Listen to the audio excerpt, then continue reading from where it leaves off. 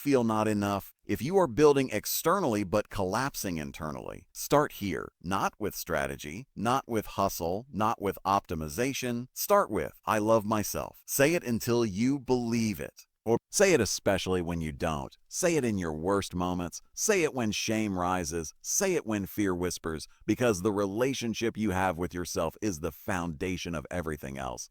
And if your life depended on it, wouldn't you begin today? After I made the decision to love myself, nothing magical happened overnight.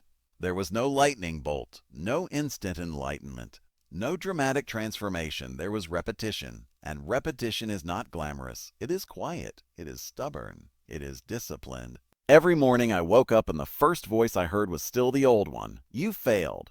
She left. Ah, you're not enough. That voice had years of practice. It was trained. And I realized something critical. If I had trained self-criticism for decades, I would need to train self-love just as deliberately. You don't drift into strength, you build it. So I created structure, not complexity. Structure. I began with 3 pillars. The first was the mantra, I love myself. The second was meditation. The third was physical discipline. Because here's what I understood. You cannot think your way out of emotional collapse. You must rewire your nervous system. I started meditating every day, not because I wanted to become spiritual, but because my mind was out of control. And when your mind is out of control, your life follows. In silence, I began to observe my thoughts instead of becoming them. That was revolutionary. I noticed how often I replayed the past, how often I imagined future rejection. How often I criticized myself automatically. Thoughts were not truth, they were patterns. And patterns can be rewritten. Meditation taught me something powerful. You are not your thoughts. You are the awareness behind them. Once you realize that, you gain distance. And distance gives you choice.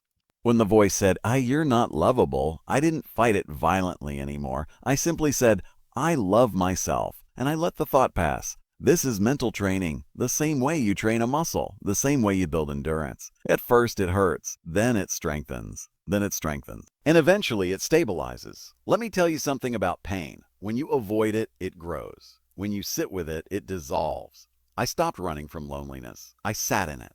I stopped distracting myself with work.